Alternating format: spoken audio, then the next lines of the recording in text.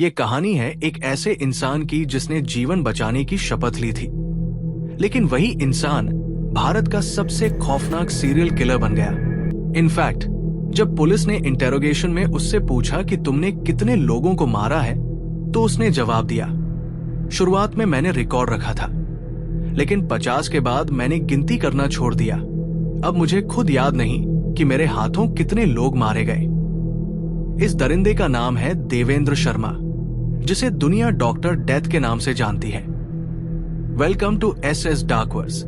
इस चैनल पर आपको दिल दहला देने वाली रियल क्राइम स्टोरीज रेगुलरली मिलती रहेंगी, इसलिए चैनल को सब्सक्राइब कर लें और वीडियो पसंद आए तो लाइक करें। विद दैट सेड, चलिए शुरू करते हैं। देवेंद्र शर्मा का जन्म 1958 में उत्तर प्रदेश के अलीगढ़ जिले में हुआ था। उसके पिता एक किसान थे जो चाहते थे कि उनका बेटा पढ़ लिख कर नाम कमाए। बचपन से ही देवेंद्र पढ़ाई में काफी तेज था और गांव में उसे एक ब्राइट स्टूडेंट माना जाता था। उसने बिहार के सिवान जिले के एक कॉलेज से bachelor of Ayurveda, medicine and surgery की पढ़ाई की। 26 की उम्र में देवेंद्र ने अपनी डिग्री पूरी की और उसके बाद वो वापस राजस्थान आया। उस समय आयुर्वेदिक डॉक्टर होना बड़ी बात मानी जाती थी और परिवार को लगा कि अब उनका बेटा पूरी तरह सेटल हो गया है। डिग्री लेने के बाद उसने राजस्थान के दौसा जिले में अपना खुद का क्लिनिक खोला। 1984 से 1994 तक, यानी करीब 10 से 11 साल उसने एक रिप्यूटेड डॉक्टर के तौर पर काम किया, जहां उसकी ठीक ठाक कमाई हो जाती थी। लेकिन देवेंद्र की भूख अब सिर्फ एक सक्सेसफुल डॉक्टर बनने तक सीमित नहीं रही थी। उसके अंदर जल्दी और बहुत ज्यादा पैसा कमाने की बेचैनी पैदा हो चुकी थी। 1994 में देवेंद्र ने अपनी जमा पूंजी और कुछ उधार लेकर करीब 11 लाख रुपए एक गैस डीलरशिप स्कीम में इन्वेस्ट कर दिए। उस समय 11 लाख रुपए बहुत बड़ी रकम थी। उसे लगा इस स्कीम से उसे बड़ा प्रॉफिट मिलेगा, लेकिन वो स्कीम पूरी तरह फेक निकली और कंपनी रातों रात गायब हो गई। उसका पूरा पैसा डूब गया और वो भारी कर्ज में डूब गया। इतनी बड़ी रकम का नुकसान, लाइफ सेविंग्स खत्म, ऊपर से उधार का दबाव।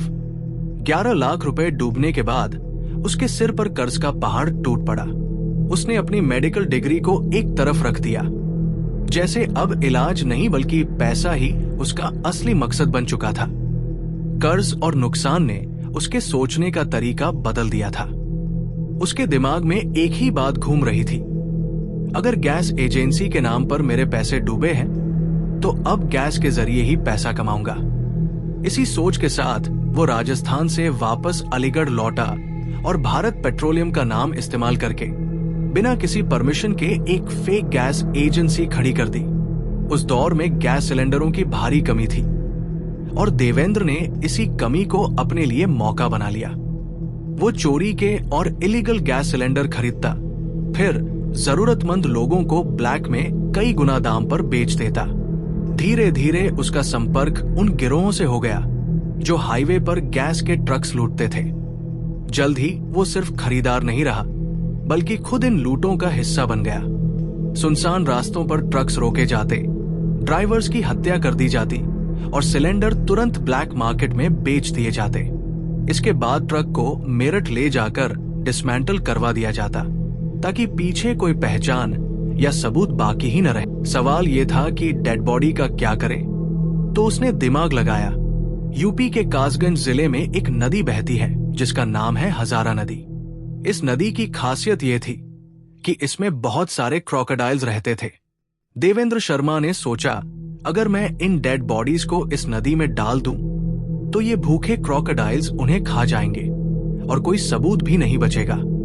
उसने यही तरीका बार बार इस्तेमाल करना शुरू कर दिया। ट्रक डिसमेंटल कर दिए जाते, गैस फेक एजेंसी से बेच दी जाती। वो इस गैस स्कैम में पकड़ा भी गया और गिरफ्तार हुआ। उसने कुछ समय जेल में बिताया, लेकिन उस समय उस पर सिर्फ धोखाधड़ी का केस था, ना कि मर्डर या ट्रक लूटने का। उसने अपनी आयुर्वेदिक डॉक्टर वाली इमेज का फायदा उठाया और आसानी से कोर्ट से बेल ले ली। सुधरने के बजाय उसने एक अलग ही सीख ली।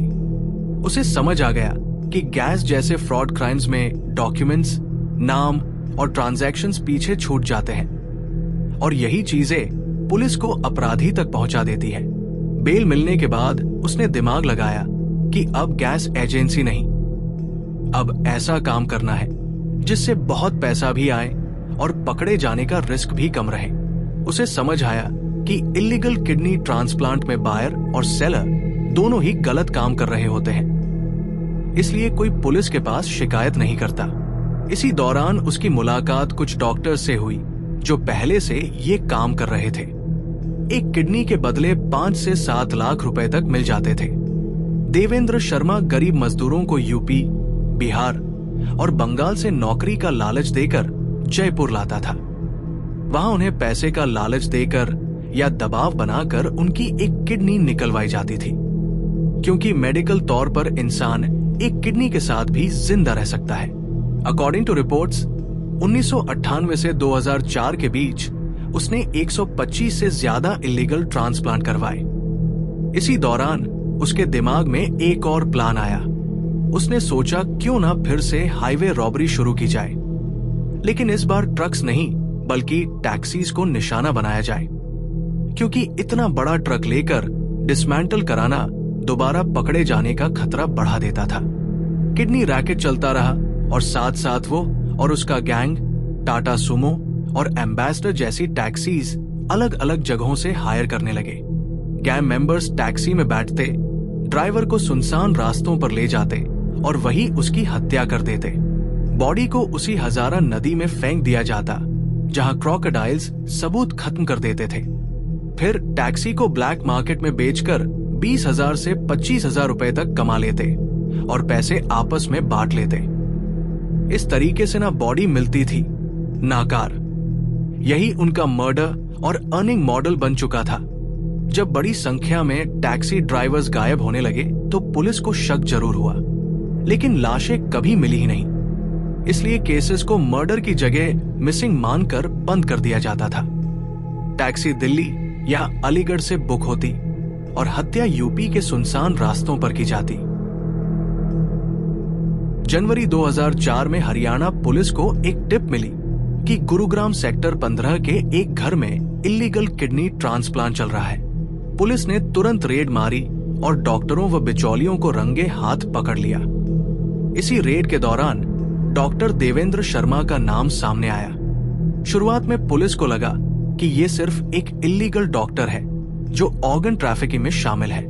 इंटेरोगेशन के दौरान वो बेहद शांत और बेखौफ था, क्योंकि उसे लग रहा था कि मामला सिर्फ किडनी स्कैम तक ही सीमित है।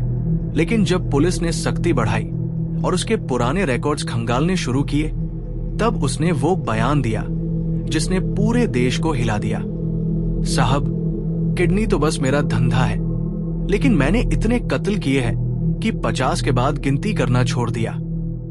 इसके बाद उसने खुद उन जगहों के नाम बताए जहां ड्राइवर्स को मारकर उनकी लाश हजारा नदी में फेंकी गई थी। पुलिस जब उसे मेरठ लेकर गई तो वहां के कबाड़ियों ने उसे पहचान लिया और पुरानी कार्स के इंजन पार्ट्स बरामद हुए। तभी पुलिस को समझ आया कि उन्होंने किसी साधारण अंग तस्कर को नहीं, बल्कि भारत के सबसे खौफनाक सीरियल किलर को पकड़ा है। उस पर 50 से ज्यादा हत्याओं के आरोप लगे, लेकिन पुलिस केवल 6 से 7 मामलों में ही पुख्ता सबूत जुटा सकी, क्योंकि ज्यादातर बॉडीज क्रोकोडाइल्स खत्म कर चुके थे और टैक्सीज या तो डिसमेंटल हो चुकी थी या उनकी नंबर प्लेट्स बदल दी गई थी। अगर आपको लगता है कि इसकी कहानी यही खत्म हो जाती है, तो आगे जो हुआ वह दिखाता है कि यह आदमी कितना शातिर दिमाग लेकर चल रहा था। गिरफ्तारी के कुछ महीनों बाद जयपुर की अदालत ने एक टैक्सी ड्राइवर मर्डर केस में देवेंद्र शर्मा को पहली बार लाइफ इम्प्रिजनमेंट की सजा सुनाई। ये सिर्फ शुरुआत थी। जांच आगे बढ़ी तो अलग अलग राज्यों के पुराने मिसिंग केसेस उससे जुड़ने लगे। 2007 में फरीदाबाद कोर्ट ने कमल सिंह नाम के टैक्सी ड्राइवर की हत्या के मामले में उसे और उसके साथियों को फिर उम्र कैद दी। इसके बाद 2008 में गुरुग्राम कोर्ट ने नरेश वर्मा नाम के ड्राइवर के मर्डर केस में उसे डेथ पेनल्टी सुनाई, लेकिन बाद में ऊपरी अदालत ने फांसी की सजा को उम्र कैद में बदल दिया। देवेंद्र शर्मा को जयपुर सेंट्रल जेल भेज दिया गया। यहां उसने एक नई स्ट्रैटेजी अपनाई। वो जेल के अंदर बेहद शांत, सभ्य और मददगार कैदी बनकर रहने लगा। आयुर्वेदिक डॉक्टर होने का फायदा उठाते हुए वो दूसरे कैदियों का इलाज करने लगा। धीरे धीरे जेल प्रशासन को लगने लगा कि ये आदमी बदल चुका है। उसका बिहेवियर इतना नॉर्मल और कोऑपरेटिव था कि गार्ड्स और जेलर्स उस पर भरोसा करने लगे। जनवरी 2020 में करीब 16 साल जेल में बिताने के बाद राजस्थान हाई कोर्ट ने उसे 20 दिन की पैरोल दे दी। जेल स्टाफ उसके बिहेवियर से खुश था और उसने खुद रिक्वेस्ट की थी कि घर में एक फैमिली इवेंट है, इसलिए कुछ दिनों की पैरोल दी जाए। नियम साफ था, 20 दिन बाद जेल वापस लौटना जरूरी था। लेकिन देवेंद्र शर्मा वापस नहीं आया। वो दिल्ली के बापरोला इलाके में जाकर रहने लगा। वहां उसने एक विधवा महिला से शादी की, खुद को प्रॉपर्टी डीलर बताया और बिल्कुल नई पहचान के साथ जिंदगी शुरू कर दी। करीब 6 महीने तक वो दिल्ली में नकली आइडेंटिटी के साथ आराम से घूमता रहा, जैसे उसके खिलाफ कोई मामला ही न हो। 29 जुलाई 2020 को दिल्ली पुलिस की क्राइम ब्रांच को सूचना मिली और टीम ने बापरोला से उसे पकड़ लिया। उसे फिर जेल भेज दिया गया। लेकिन कहानी यहां भी खत्म नहीं हुई। कानूनी प्रक्रिया और लंबी सजा काटने के आधार पर उसे फिर कुछ समय के लिए बाहर आने का मौका मिल गया। आमतौर पर जो कैदी पैरोल से वापस नहीं लौटता, उसे दोबारा पैरोल मिलना लगभग नामुमकिन होता है। लेकिन इस केस में अदालत ने 2023 में उसे 2 महीने की पैरोल दे दी। इस बार उसने दिल्ली नहीं बल्कि राजस्थान के दौसा जिले को चुना। उसने लंबी दाढ़ी बढ़ा ली, बाल लंबे कर लिए, भगवा कपड़े पहनने लगा। अब वो देवेंद्र शर्मा डॉक्टर नहीं था। लोग उसे एक सिद्ध महात्मा, एक बाबा, एक पुजारी के रूप में जानने लगे। गांव के लोग बीमारियां लेकर उसके पास आने लगे। वो आयुर्वेदिक सलाह देता, लोगों की समस्याएं सुनता, आशीर्वाद देता। धीरे धीरे उसका छोटा सा ठिकाना आश्रम बन गया। रोज दर्जनों लोग दर्शन करने आने लगे। गांव वालों के लिए वो एक पवित्र आदमी बन चुका था। सोचिए, जिस इंसान पर दर्जनों हत्याओं के आरोप थे, वही अब लोगों के बीच संत बनकर रह रहा था। जब 2 महीने की पैरोल खत्म हो गई और वो वापस जेल नहीं लौटा, तब पुलिस ने उसकी तलाश शुरू की। अलग अलग राज्यों में छापे पड़े, लेकिन वो कहीं नहीं मिला। उम्र 60-65 साल, लंबी दाढ़ी, बदला हुआ हुलिया, पहचानना लगभग नामुमकिन हो चुका था। वो सिर्फ मर्डर करने में ही नहीं, पहचान बदलने में भी माहिर साबित हुआ। मई 2025 तक लगभग 2 साल बीत चुके थे। पुलिस लगातार तलाश में थी। आखिरकार सूचना मिली कि एक आश्रम में रहने वाला बाबा शक के घेरे में है। पुलिस सीधे गिरफ्तार करने नहीं गई। वे भक्त बनकर आश्रम पहुंचे, लोगों के बीच बैठकर उसे ऑब्जर्व किया। शक मजबूत हुआ, लेकिन बिना पुख्ता पहचान किसी बाबा को उठाना आसान नहीं था। इसके बाद प्रोफेशनल्स बुलाए गए, जिन्होंने उसकी आंखों की जांच करके आइडेंटिटी वेरीफाई की, क्योंकि आंखों का पैटर्न हर इंसान का अलग होता है और बदला नहीं जा सकता। वेरिफिकेशन होते ही साफ हो गया, ये बाबा कोई और नहीं, देवेंद्र शर्मा ही था। जैसे ही पुलिस उसे गाड़ी में बैठाने लगी, वहां मौजूद उसके फॉलोअर्स और गांव वाले भड़क गए। उन्होंने पुलिस का रास्ता रोकने की कोशिश की, क्योंकि उनके लिए वो एक संत था, अपराधी नहीं। बड़ी मुश्किल से पुलिस उसे वहां से निकाल पाई और आखिरकार उसे गिरफ्तार कर लिया गया। आज देवेंद्र शर्मा फिर से जेल में है, एक ऐसा आदमी जिसने डॉक्टर से क्रिमिनल से सीरियल किलर और सीरियल किलर से बाबा बनने तक का सफर तय किया। अगर आपको ये स्टोरी इंटरेस्टिंग लगी हो तो चैनल को सब्सक्राइब जरूर करें। ऐसी ही रियल क्राइम स्टोरीज के लिए जुड़े रहिए। Thanks for watching. मिलते हैं नेक्स्ट वीडियो में। Stay aware, stay safe.